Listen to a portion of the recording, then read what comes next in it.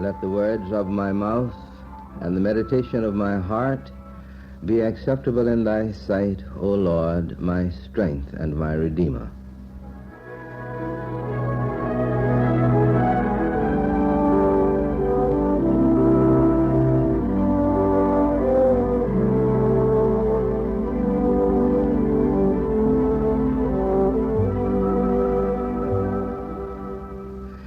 We're continuing our series on love.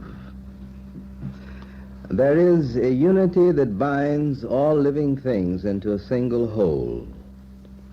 This unity is sensed in many ways.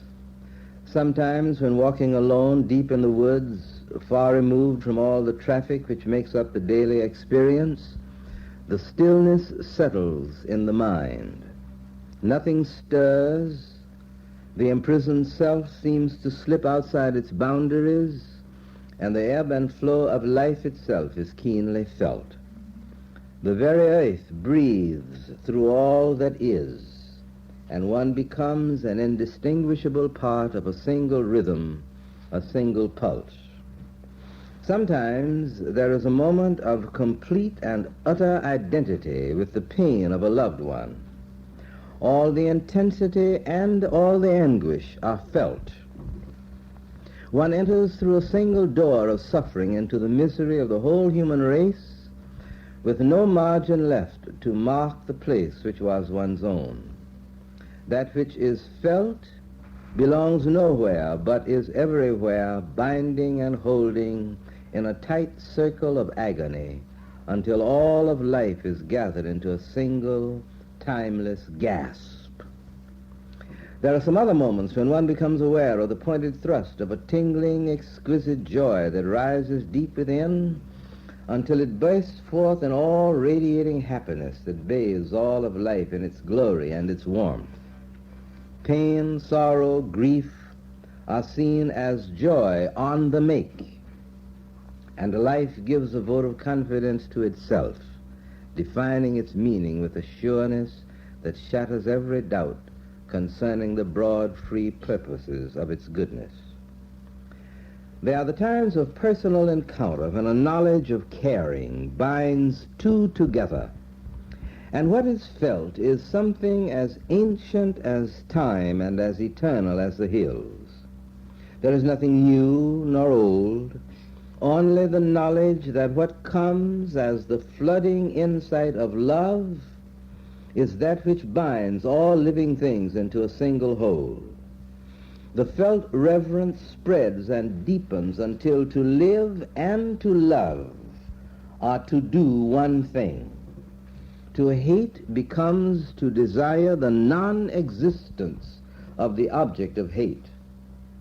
To love becomes the act of adoration and praise, shared with the Creator of life as the be-all and end-all of everything that is. And yet there always remains the hard core of the self, blending and withdrawing, giving and pulling back, accepting and rejecting, yielding and unyielding. What may this be but the pulsing of the unity that binds all living things in a single whole? The God of life, extending himself in the manifold glories of his creation.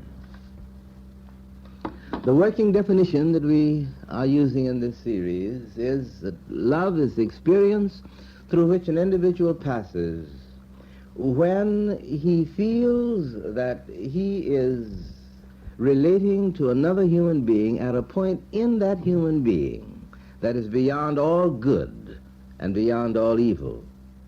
And to love is to have a sense of being dealt with at a point in oneself that is beyond all good and beyond all evil. Love suffereth long. This is the phrase. Love suffereth long.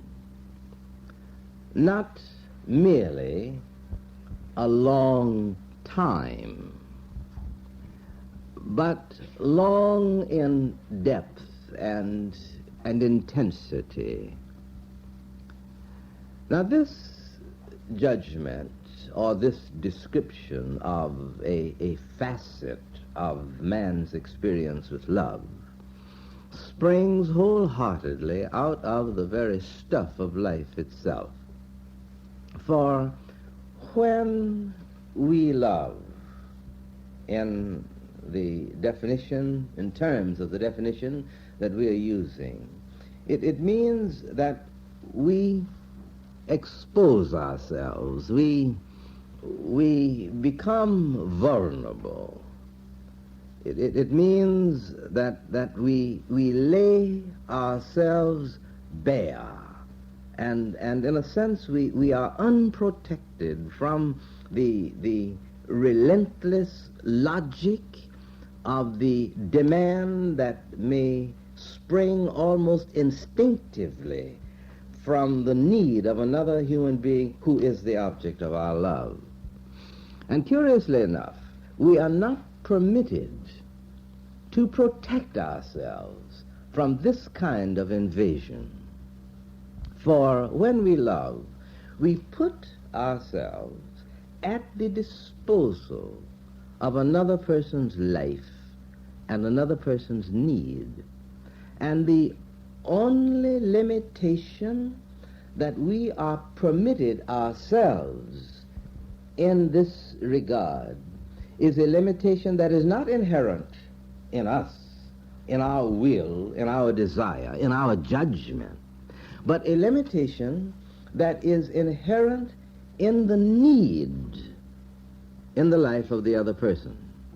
In other words, the measure of the self-giving is the measure of the need that the other person feels, or the need that is evident in the other person's life. Now, it is for this reason that love has always somewhere lurking at its center pain, suffering, all of the things that go with these two words in the whole context of man's living experience. Now this is due not only because we lay ourselves bare, but because it is of the nature of love to identify ourselves with the other person's experience. Now this we see happening over and over again. When we love, it seems as if the door opens so that we are ushered into the very citadel of another person's life, feeling as that person feels, sometimes moving through all the subtle nuances of the other person's experience by a vast and creative leap of the imagination. And yet, we are not able to take the responsibility that the other person has for what the other person is experiencing, so that we enter into the experience without having any responsibility for the experience, and therefore we are unable to do anything within the experience to alter it and to ease it or to make it lighter. It is for this reason, then, that when we identify with another person, and yet remaining ourselves, standing in a sense outside of the responsibility that the other person has for what he's experiencing, this intensifies our suffering because we become acutely aware of our impotency and our helplessness. I remember visiting with a friend of mine many years ago, and she was a widow. She had a hand laundry. She had three daughters that she was seeing through school, and it meant working 15, 16 hours a day. And I said to her, you are making a great sacrifice for your daughters, and you are an object of inspiration to the whole community. And she said, sacrifice? I'm not making any sacrifice for my daughters. My only complaint against life is that I have so little to give. There's so little of me that is available to them. Even when I've done everything that I can, the difference between what I'm able to give and what I see as the possibility of my giving is so great that my pain is perpetual. To love, then, means, in a sense, without being morbid or even sordid, to love means to suffer long, because it exposes the individual to all the vulnerabilities, and there's no protection. If I relate to you at a point in you that is beyond all good and all evil, it exposes me to all the goodness that there is in you and to all the evil. And against these, there is no protection, even in the will or in the fact. And this is what it means when we say that love suffereth long and is kind.